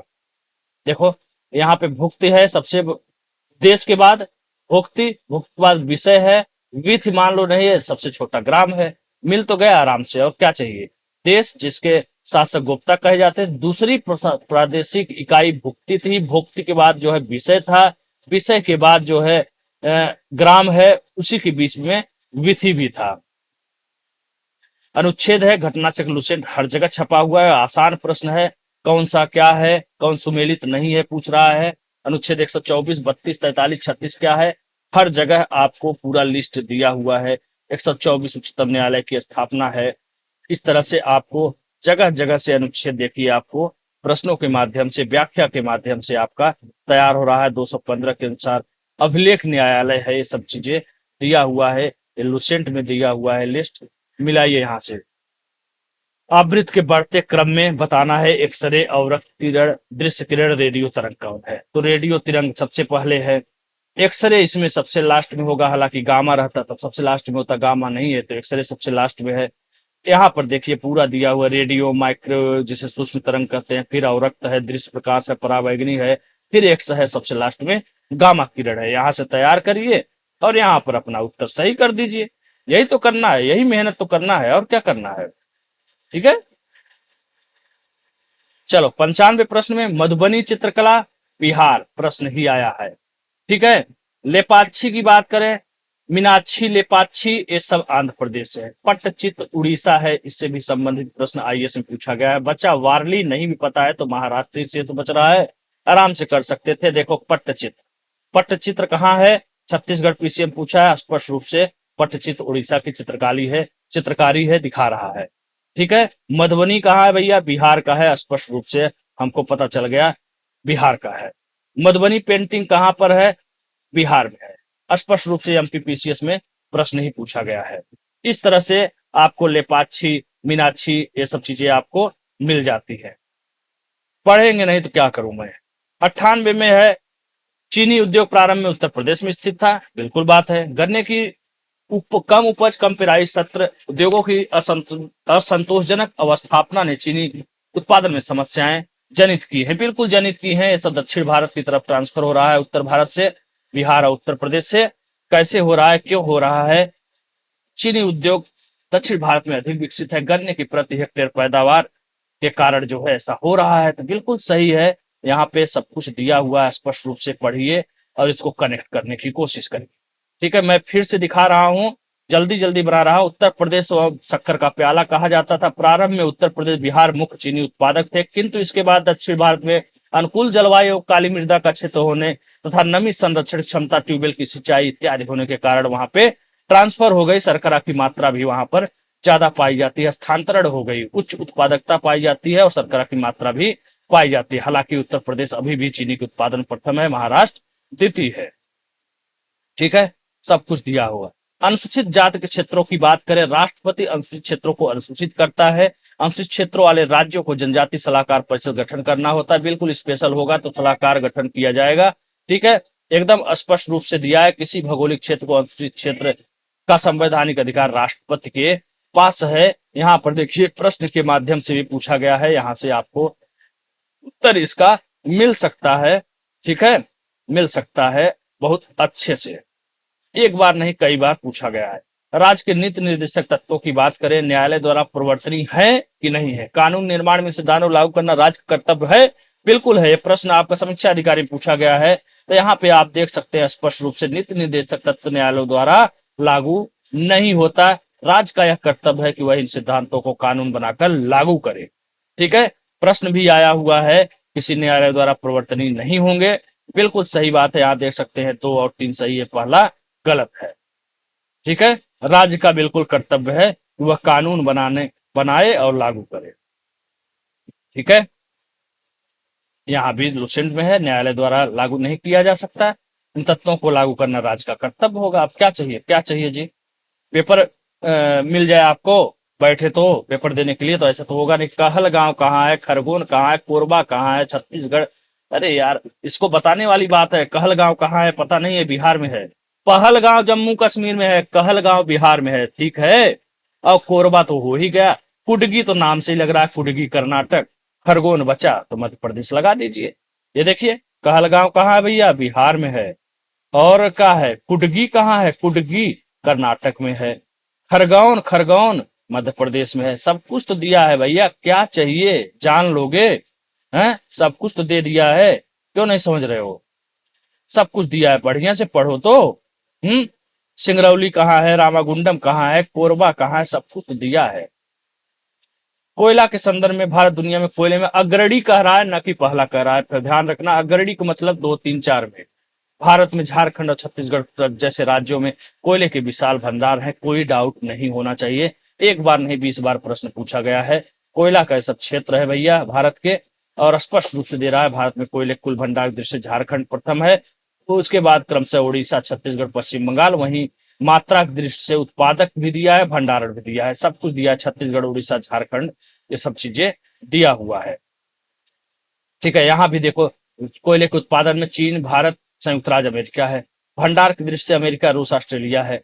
तो अग्रणी हो गया कि नहीं हो गया है? ये क्या है, 120, 104, 73 इसका उदाहरण है। इसी किसी में का होगा। चलो आगे बढ़ते हैं, ये सब देख लीजिएगा। हाँ, इससे आसान प्रश्न कौन सा हो सकता है बच्चों वाला? है, विश्व जनसंख्या दिवस 11 जुलाई, आंख बंद करके मार दो। विश्व वन दिवस 3 मार्च को मनाया जाता है। ओजोन दिवस तो यार इतना बार पूछा गया है, पूछ मान लो स्वास्थ्य दिवस नहीं पता है तो एक ही बच रहा है, 7 अप्रैल हो गया। और आओ देखो, विश्व वन्य जीव दिवस 3 मार्च को मनाया जाता है। यहाँ पे मिसप्रिंट है, स्टार बना है, तो व्याख्या पढ़ो ना, व्याख्या पढ़ो, यहाँ से पता चल जाएगा क्या है कैसे है। हैं, ओजोन कितनी बार पूछा गया है, कितनी बार पूछा गया है, कितनी बार पूछा गया है? एक बार पूछा गया हो तो बताए। विश्व जनसंख्या दिवस पूछा गया है, हैं? विश्व जनसंख्या दिवस पूछा गया है, एक बार पूछा गया है प्रश्न। ग्रेट बैरियर रीफ के बारे में कहा गया है, ऑस्ट्रेलिया में है, उत्तर पूर्वी तट पर है, 2500 किलोमीटर है कि 5000 किलोमीटर है, इसका भी साक्ष्य मैं दे देता हूँ। ये देखो, कर्क एवं मकर रेखा के बीच पाई जाती है, पूर्वी एवं पश्चिमी तट ऑस्ट्रेलिया में पाई जाती है। ग्रेट बैरियर रीफ कहाँ है? ऑस्ट्रेलिया में प्रवाल भित्त है। कितने किलोमीटर है? 2300 है। यहाँ 2500 दिया है भैया, 200 किलोमीटर का अंतर है। ये गलत है, अब आयोग सही मान ले बात है। हम्म, अच्छा, यहाँ कहाँ गया? Great artesian basin. यहाँ देखो, पूर्वी तटीय क्षेत्र में मूंगे की चट्टानें पाई जाती, वही मूंगे कोरल रीफ भाई। मिनी माता रोग, अरे बाप बाप, इतनी बार पूछा है, इतनी बार पूछा है कि पूछो मत। देखो, ठीक है, पारा के कारण मिनी माता व्याधि उत्पन्न हुई थी। ठीक है, पारा, पारा के कारण जापान की मिनी माता खारवा में उसी से नाम बन गया मिनी माता व्याधि। क्या कारण है? पारद, पारद कारण है, पारद। ठीक है, मिनी माता व्याधि। भारत में ब्रिटिश काल में जनगणना है, इतनी बार बार बार पूछता है, बड़ा फेवरेट है ये प्रश्न भाई आयोग का। ठीक है, ये तो आराम से प्रश्न एक बार नहीं 20 बार पूछा गया है। यहाँ पे देखो, लॉर्ड मेयो के बारे में पहली पहली बार लॉर्ड मेयो के समय में जनगणना हुआ 1872 में, और नियमित जनगणना लॉर्ड रिपन के समय में हुआ 1881। पहली बार जनगणना कब हुई? लॉर्ड मेयो के समय। वन्यजीव के संदर्भ में है। वन्यजीव संरक्षण अधिनियम 1972 केवल केवल शब्द का इस्तेमाल किया है, केवल जंगली जानवरों की सुरक्षा के लिए कानूनी ढांचा प्रदान करता है। गलत है, क्योंकि जंगली जानवरों के साथ साथ जो है पौधों वौधों का भी संरक्षण किया जाता है वन्यजीव अधिनियम के तहत। प्रोजेक्ट एलिफेंट का लक्ष्य केवल जंगली एशियाई हाथियों का संरक्षण है। बिल्कुल सही बात है। चलो आओ, वन्यजीव संरक्षण अधिनियम 9 सितंबर 1972 को लागू हुआ। वनों की तस्करी, अवैध शिकार से रक्षा, इन सब का उद्देश्य है। 66 धाराएं 7 अध्याय में है। यहाँ जानवरों के लिए ही नहीं, जीव जंतुओं सभी के लिए, कछुओं के लिए है। कछुओं के साथ साथ जो है भैंस के लिए भी है, और उसके साथ साथ जो है पौधों वगैरह के लिए भी इससे संरक्षण दिया जाता है। तो केवल जानवरों के लिए नहीं है, ये चीज स्पष्ट हो चुका है। ठीक है। हाथी परियोजना 1992 में चलाई गई थी। ये प्रश्न में गलत था, इसलिए स्टार लगा हुआ है। हाथियों की कुल संख्या इतना है, और ये एशियाई जो हाथी हैं इन्हीं का संरक्षण से संबंधित है। ठीक है, एशियाई हाथी के संरक्षण से संबंधित चलाया गया। रमेश की ऊंचाई 5 फीट है। रमेश की ऊंचाई नैनोमीटर में कितनी होगी, इसको थोड़ा सा ध्यान रखना है। ये प्रश्न भी देखो यहाँ आया है, वहां 5 फीट दे दिया है, यहाँ 5 फीट दे दिया है, यहाँ 6 फीट दे दिया है। इसी के हिसाब से सॉल्व कर लो तो 152.5 152.5 आ रहा है, उत्तर हो गया। बहुत से लोग इसको गलत करके आए हैं, जबकि आसान प्रश्न है। अरे 6 फीट है तो 5 फीट में कन्वर्ट कर लीजिए। ठीक है, इससे संबंधित देखिए बराबर प्रश्न पूछे जाते रहे। जनसंख्या घनत्व की दृष्टि से कौन सा राज्य कितना है, मेरा नोट्स एकदम स्पष्ट रूप से बार बार बोल रहा हूं, दिया हुआ है, सीरियल से दिया हुआ है। जनसंख्या घनत्व देख रहे हैं, सीरियल से पूरा राज्य का जहां जहां से प्रश्न बनने की संभावना है, यही चारों राज्य उठा करके छाप दिया है। लगता है मेरे नोट्स का ही नकल उतार लिया आयोग ने। देखो सीधा सीधा आया हुआ है, पूरा पूरा हूबहू एकदम छपा हुआ है। ठीक है, बात करते हैं यहाँ प्रश्न के माध्यम से। प्रश्न के माध्यम से भी आया हुआ है, बार बार पूछ रहा है, यहाँ से आप पढ़ करके उत्तर लगा सकते थे।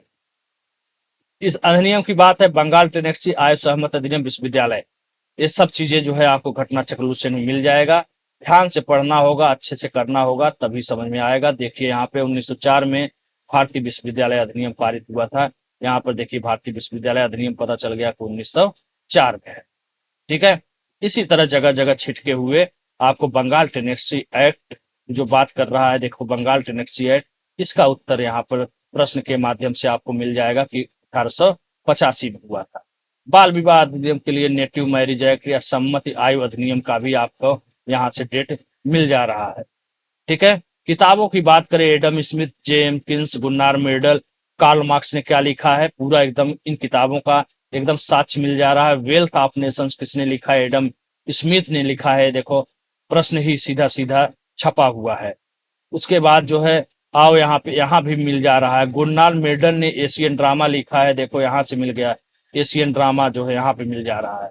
इसी तरह जो है सारे प्रश्नों का साक्ष्य यहाँ पे देखिए, Lucent general theory of employment interest Keynes ने लिखा है। यही तो है जी, यही तो है जनरल थ्योरी। बच्चा कौन सा, टी बच्चा, मार के आगे बढ़िए। निम्नलिखित में मैग्नीज मैग्नीज उत्पादक क्षेत्र है, कह रहा है कौन सा कर्नाटक में स्थित नहीं है। देखो बेल्लारी, शिमोगा, चिकमंगलूर स्पष्ट रूप से कर्नाटक में है। चिकमंगलूर, चिकमंगलूर बार बार आप पढ़ते चले जाते हैं, मांड्या पढ़ते चले जाते हैं, बार बार जब पढ़ते हो तो पता चलता है चिकमंगलूर कर्नाटक में है, मांड्या भी कर्नाटक में है।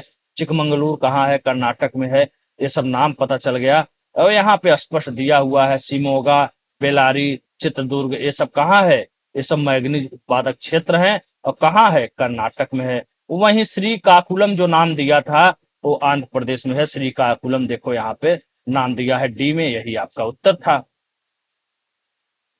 ठीक है, यहाँ पर भी देखिए, यहाँ पर भी दिया हुआ है। इलाहाबाद बैंक की स्थापना कब हुई, पंजाब की कब हुई, अवध की कब हुई।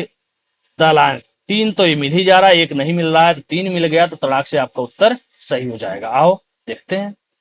Allahabad bank 1965, Awadh commercial bank 1881, Punjab national bank 1884। मिल तो गया, सब कुछ तो मिल गया। योजना है, योजना, आओ ये देखो, योजना मिशन इंद्रधनुष, जन आरोग्य, गरीब कल्याण, ये सब चारों, तीन तो मिल ही गया है। एक नहीं मिला है तो कोई बात नहीं, तीन मिल गया है, तीन तो करो, चौथा तो अपने आप मिल जाएगा। गुर्दे की पथरी, अरे बाप, कितनी बार प्रश्न पूछा गया है। Calcium oxalate, calcium oxalate, calcium oxalate कितनी बार पूछा गया है, इतनी बार पूछा गया है कि मुझे तो रट गया है। कितनी बार पूछा गया, देख रहे हैं कितनी बार पूछा गया है। लाल मिट्टी का रंग लोहे के उच्च अनुपात के बजाय उसके व्यापक प्रसार के कारण होता है। आमतौर पर नत्रजन, फास्फोरस, ह्यूमस की कमी पाई जाती है। चलो देखते हैं घटनाचक्र लुसेंट से इसका साक्ष्य मिलता है कि नहीं मिलता है। देखो, लाल मिट्टियों का निर्माण कैसे होता है, जलवायविक परिवर्तनों के परिणाम स्वरूप होता है। वही सेंस है भाई, सेम टू सेम शब्द ढूंढ रहे हो। फास्फेट, नाइट्रोजन, ह्यूमस की कमी होती है, स्पष्ट रूप से दिया हुआ, दोनों स्टेटमेंट सही हो गया, यहीं से हो गया। यहाँ भी दिया हुआ है, कैसे होता है मिट्टियों का निर्माण, किसकी बहुलता होती है, किसकी कमी पाई जाती, सब तो दिया हुआ है। जलवायु पर लुसेंट का पेज है। लाल रंग लौ ऑक्साइड की उपस्थिति के कारण होती है। नाइट्रोजन, फास्फोरस, ह्यूमस की कमी होती है। दे तो रहा है, अब क्या देगा। यूरोप के किस देश की राजधानी नहीं सुमेलित है। जाग्रेव कहाँ है, रॉटरडैम राजधानी है ही नहीं यार, ये तो बंदरगाह है और शहर है। रीगा किसकी राजधानी, ज्यूरिख किसकी है। ये देखो दिया है, लाटविया, रीगा, है क्रोएशिया, जाग्रेव, दिया तो है सब, सब तो दिया है, क्या चाहिए। साइमन कमीशन, इसको मैंने ऐड नहीं किया, 83 में 2 बार यात्रा किया तो है, ये कन्फर्म है, लेकिन इसका साक्ष्य नहीं मिला है। यहाँ पे डेट का गलत है, ठीक है। तो यहाँ पर पहला तो सही था, दूसरा गलत है, लेकिन इसका साक्ष्य स्पष्ट रूप से 2 बार का नहीं मिला है, इसलिए मैंने नहीं दिया है, ठीक है। बाकी ये सब ब्यौरा बकायदे दिया हुआ है, कब आया साइमन कमीशन वगैरह, उसके बारे में विस्तार से मिल जाता है। ये संस्थान है कहाँ, कौन सा स्थित है, कौन असुमेलित है, यही बी असुमेलित है, इसका साक्ष्य भी मैं दिखा दे रहा हूँ। बाकी बकरी मखदूम मथुरा में है, राष्ट्रीय कृषि उपयोगी सूचना जो मऊ में है। ये सब चीजें आपको स्पष्ट रूप से देखिए, बकरियों पर शोध स्थित केंद्र कहाँ है, मखदूम, अब मथुरा में स्थित है। स्पष्ट रूप से प्रश्न ही पूछा गया है। यहाँ पर देखिए आपको मिल जाएगा सारा चीज बकायदे दिया, और राष्ट्रीय उपयोगी उत्तर प्रदेश के मऊ में स्थित है।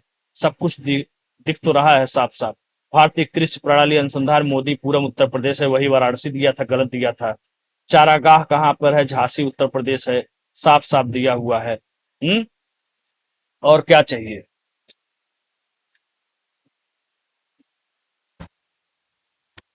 चलिए आइए आगे बढ़ते हैं। ये सब चीजें हो गया। बकरी वाला देखिए, फिर से देखिए, यहाँ पे मिल गया है आपको, साफ साफ दिख रहा है। तो ये सब मेहनत करेंगे तब होगा, ठीक है। शांति से दिमाग को शांत करिए, अच्छे से मेहनत करिए, सब कुछ हो जाएगा। भटकेंगे तो कुछ भी नहीं होगा। लॉर्ड कर्जन के संदर्भ में निम्नलिखित कथनों पर, ग्रेनाइट की चट्टान का सेंस है मजबूत चट्टान पर अंग्रेजी साम्राज्य को स्थापित किया। ये कॉमन सेंस की बात है, इसे समझना पड़ेगा। किताब में हूबहू न मिले तो क्या हुआ, अरे भाई बलुई मिट्टी का क्षरण होता है, थोड़ा कमजोर होती है, ग्रेनाइट चट्टान बहुत मजबूत होती है, ठीक है। कलकत्ता निगम अधिनियम की घोषणा किसने किया, कर्जन किया, बिल्कुल सही बात है, हैं। और इसका देखिए यहाँ पे ये तो विश्वविद्यालय है, यहाँ देखिए 1899 कलकत्ता कारपोरेशन, अरे निगम, कारपोरेशन हिंदी में निगम होता है, इंग्लिश में कारपोरेशन होता है। स्पष्ट रूप से दे रहा है कि कर्जन के समय में, देखो ना लॉर्ड कर्जन नाम लिखा है, ठीक है।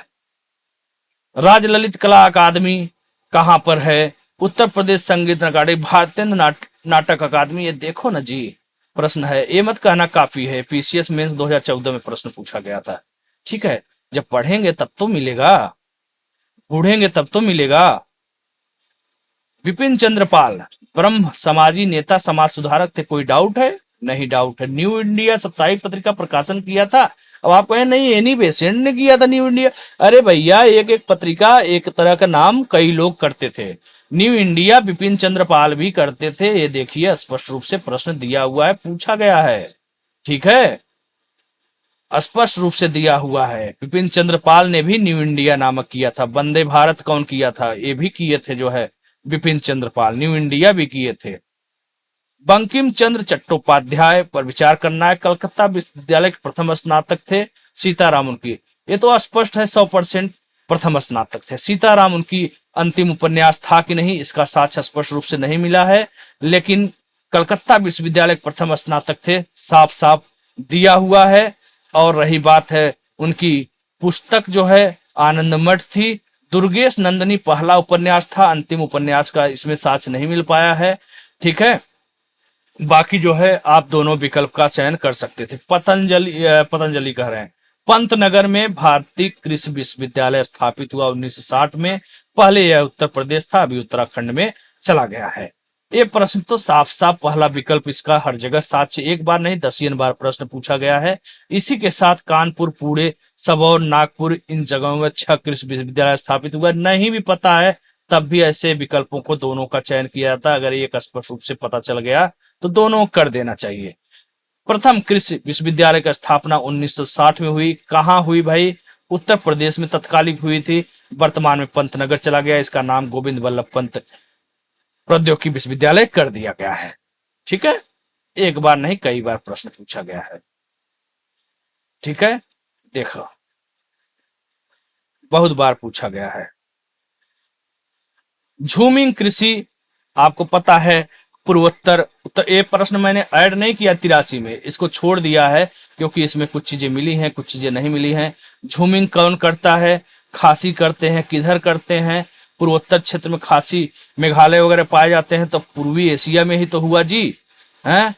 कौन सा चलवासी कृषि नहीं है? फजेंडा नहीं है? ये सब चीजें जो है। तुंगिया कहाँ कृषि की जाती है? म्यांमार में। इस तरह के प्रश्न छिटके छिटके आपको मिल जाएंगे। अफगानिस्तान में कौन है? अरे भाई कांधार का नाम नहीं सुने थे? विमान का अपहरण हुआ था, कहाँ लेके गए थे सब? हैं? गजनी, फरगना, समरकंद है कि नहीं है? ये करंट से रिलेटेड भी है, अभी घटनाएं हुई थी अफगानिस्तान में, उससे संबंधित है। बाकी देख लिए कंधार कहाँ पे स्थित है, दे रहा है। दक्षिण में रहे चाहे उत्तर में रहे, पूछा तो अफगानिस्तान में है, तो है कि नहीं है कंधार? है? उत्तर प्रदेश संबंधी पूर्व प्राथमिक शिक्षा की आयु 3 से 5 वर्ष निर्धारित है। प्राथमिक शिक्षा 6 से 14 वर्ष है।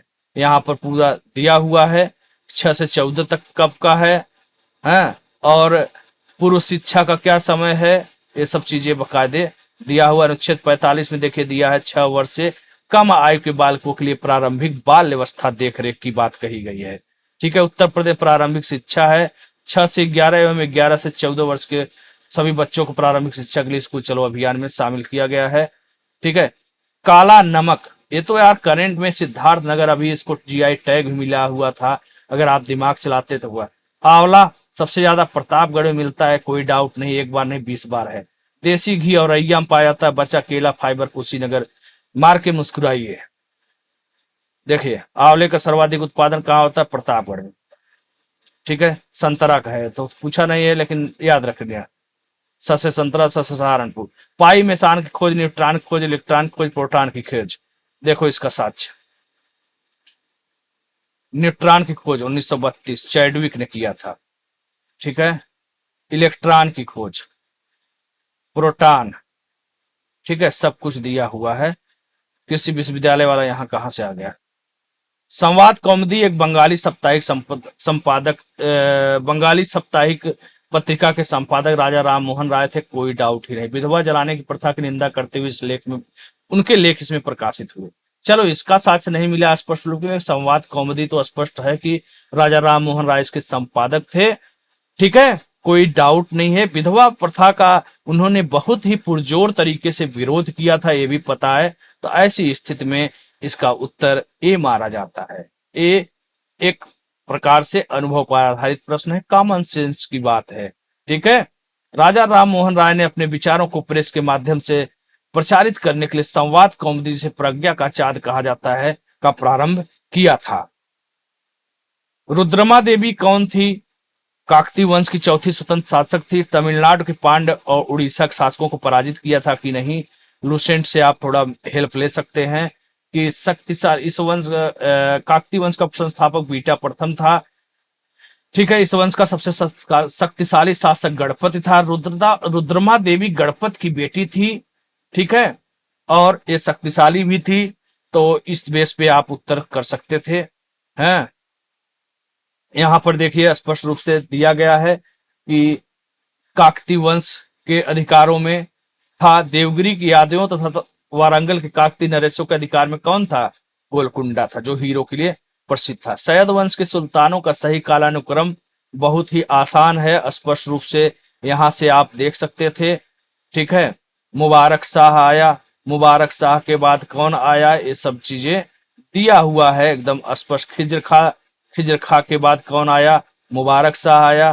फिर अलाउद्दीन आलम शाह आया, यहाँ पे भी दिया हुआ है स्पष्ट रूप से। संयुक्तवर्ती शासक शाह आलम दिल्ली का सुल्तान रहा। ठीक है, ये सब चीजें दिया हुआ है। तैमूर के बाद कौन सा वंश स्थापना हुआ, हाँ, सब कुछ दिया हुआ है, आप पढ़िए। किताबों के नाम की बात करें, कुछ किताब आपको फतुहात फिरोज शाही कौन लिखा है, तो ये तो संस्मरण ही था, फिरोज शाह तुगलक ने स्वयं लिखा था। खजाइन उल फुतूह किसने लिखा था, ये सब दुनिया भर की किताबें फैली हुई है। एक प्रश्न नहीं, बहुत प्रश्न आया है, आपको इन सबसे आराम से यहाँ से हेल्प मिल सकता है। पढ़ते पढ़ते एक के साथ साथ आप 2500 किताब का नाम याद कर सकते हैं। ठीक है, उत्तर प्रदेश संगीत नाटक अकादमी की स्थापना कब हुई थी, यह कहाँ स्थित है, इसके बारे में ऊपर भी देखिए मिल गया था। उत्तर प्रदेश संगीत नाटक अकादमी कहाँ स्थापना हुई थी, किस सन में हुई थी, क्या कह रहा है, उत्तर प्रदेश संगीत नाटक अकादमी 1963, यहाँ कह रहा है 65। ठीक है, देख रहे हैं ना।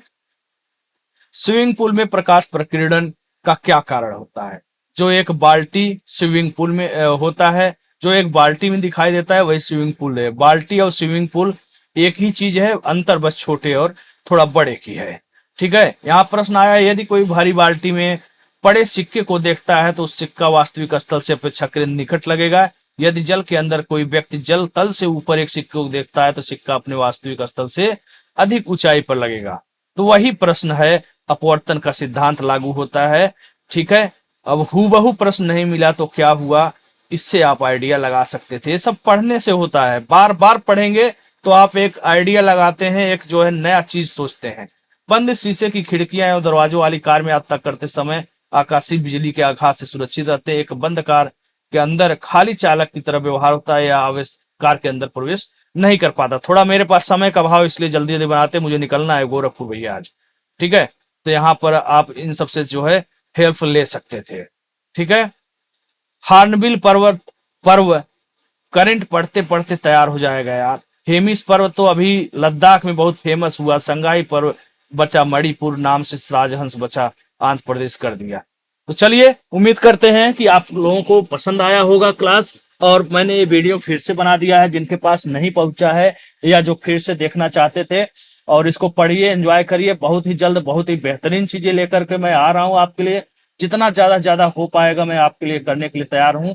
बस आप एक काम करिए, इस यूट्यूब चैनल को जल्दी से ऊंचाई बढ़ाइए, दोस्तों के साथ शेयर करिए, और टेलीग्राम पर जुड़ जाइए, वहां से बहुत अधिक लाभ मिलने वाला है। चलिए, मिलते हैं अगले वीडियो में। जय हिंद, जय भारत, नमस्कार।